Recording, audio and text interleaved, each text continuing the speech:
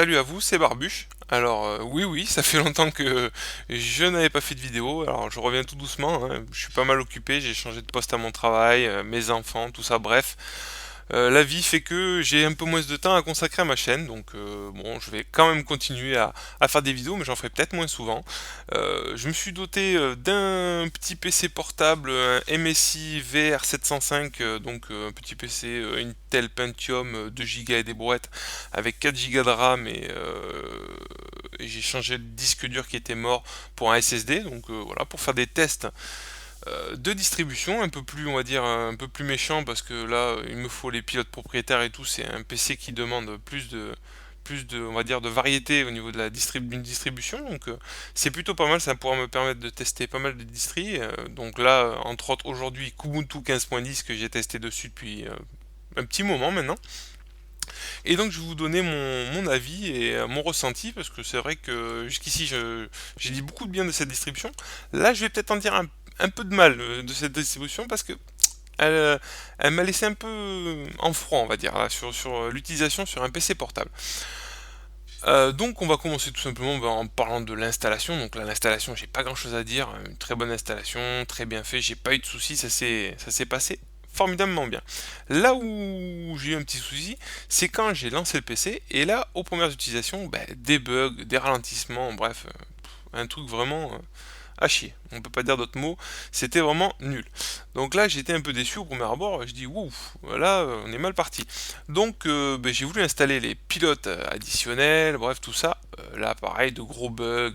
Et là, vous verrez peut-être dans mes vidéos, parce que je l'ai fait en plusieurs fois cette vidéo, par petits morceaux. Il y aura peut-être des bugs par moment. J'ai eu de gros soucis, ça ne voulait pas s'installer, les pilotes propriétaires ne voulaient pas, ça buguait, ça revenait à zéro, bref, j'ai galéré.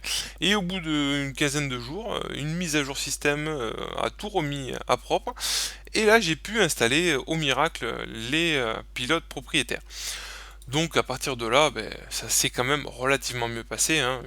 La distribution a fonctionné quand même plutôt pas mal. Mais on sentait que malgré qu'ils ont bien rafraîchi et bien restylé Kubuntu avec ce bureau KDE, on sent encore qu'il est quand même un peu lourd pour des PC qui sont pas forcément très puissants. Donc on va vite s'en rendre compte, et puis plein de petits détails qui font que je sens qu'il manque la petite cerise sur le gâteau pour que cette distribution soit vraiment vraiment la meilleure. Euh, donc, on peut parler par la suite des menus. Donc là, on va rester gentil, on va parler des menus. Donc, trois menus à disposition. Le premier qu'on connaît bien, coulissant, très beau, très sympa, vraiment très bien fait. Le bureau, le menu typique de KDE. Donc moi je l'aime beaucoup, mais c'est pas forcément mon préféré, parce qu'il demande beaucoup de clics pour revenir en arrière, revenir. Quoi, bon, bref, pour se déplacer, c'est pas forcément le plus intuitif. Il y a un deuxième menu que j'ai testé et que j'avais pas vu jusqu'ici, qui est un genre de menu un peu là, quoi.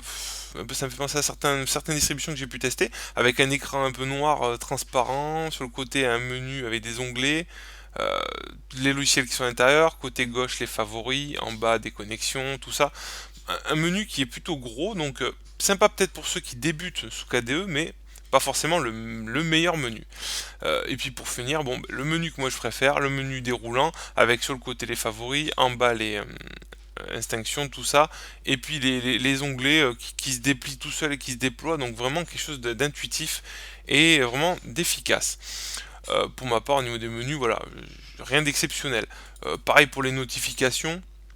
Un menu vraiment très bien fait, avec tous les onglets, tout qui se déplie, qui est joli.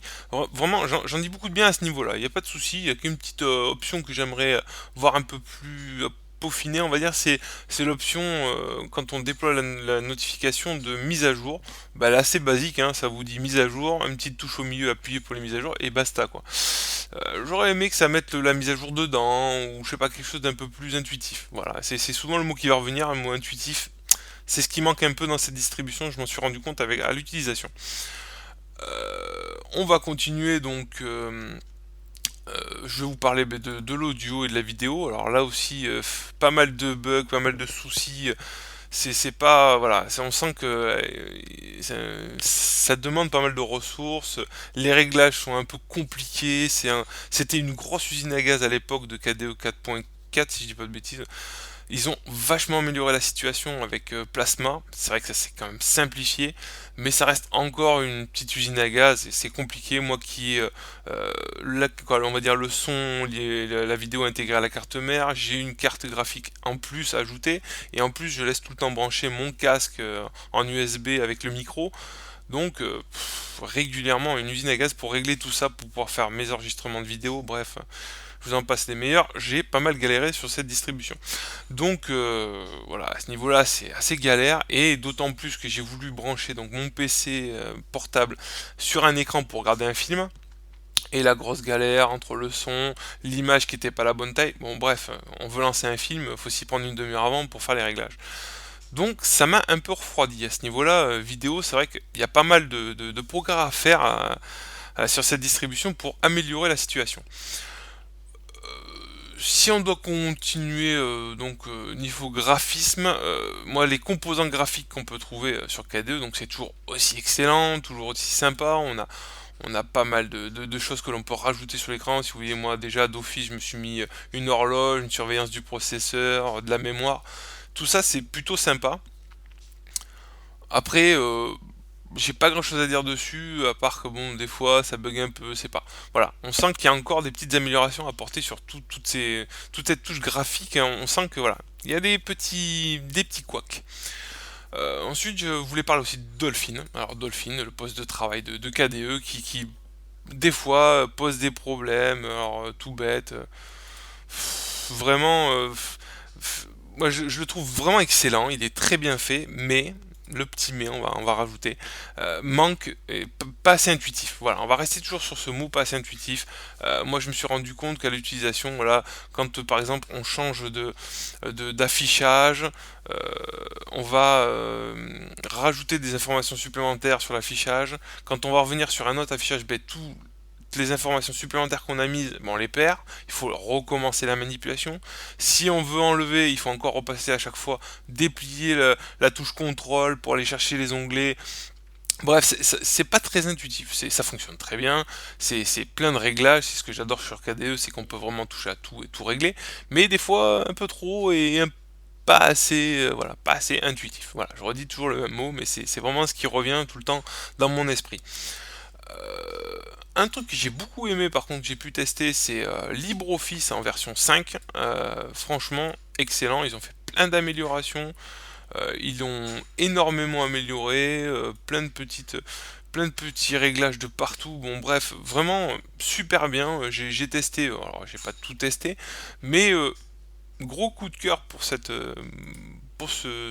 office là qui vraiment s'améliore de jour en jour et vraiment excellent.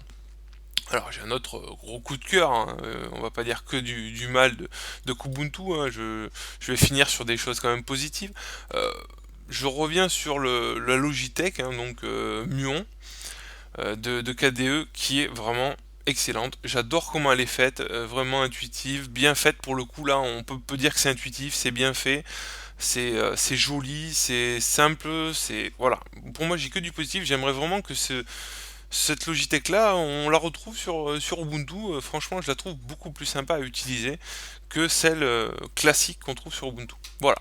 Donc pour moi, c'est vraiment les points forts pour l'instant de cette distribution. Il y a plein d'autres points forts, mais encore plein de petits bugs, plein de petits réglages, d'améliorations à faire un peu partout. Moi, c'est vraiment les trucs qui m'ont le plus tilté, on va dire, sur ce Kubuntu 15.10. Moi, j'attends vraiment la version 16.4 LTS pour voir si tous ces petits bugs, ces petites choses qui s'ajoutent et qui font que, bon, la distribution manque de fluidité, voilà, je pense, les gros points que j'attends au virage pour la prochaine version. Alors, bien sûr, en sachant que cette distribution n'est pas forcément adaptée à un PC portable ou quoi, pas forcément un PC portable. Je rectifie ce que je viens de dire. Sur un PC portable ou même sur un PC classique, mais pas très puissant. Voilà, c'est ce que je voulais dire plus tôt. C'est que vraiment, voilà, c'est une distribution qui va aller excellemment bien sur un PC un petit peu performant, un petit peu, voilà, un peu sympa, un peu costaud. Dès qu'on va taper sur des PC un peu moins performants, bah là, bien sûr, je ferai d'autres tests, mais je vous redirigerai largement sur des Xubuntu, sur d'autres distributions, ou des Ubuntu, ou même des Linux Mint, avec le bureau Mate aussi. Bref, il y a plein de choses à voir sur des petits PC. Là, ce Kubuntu, je vous dirais, allez plutôt sur du gros PC pour ce Kubuntu, ça sera beaucoup mieux, je pense. Voilà, bon, ça c'était un avis global que j'ai pu me faire en plusieurs semaines d'utilisation de Kubuntu sur mon PC portable.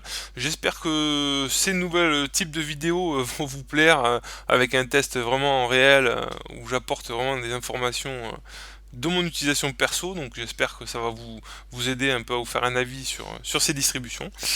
Pour ma part, je vais vous laisser là, j'espère que ce petit vidéo vous a plu, et puis moi je vous dis à une prochaine. Allez, ciao, bye bye. Allez, au lit.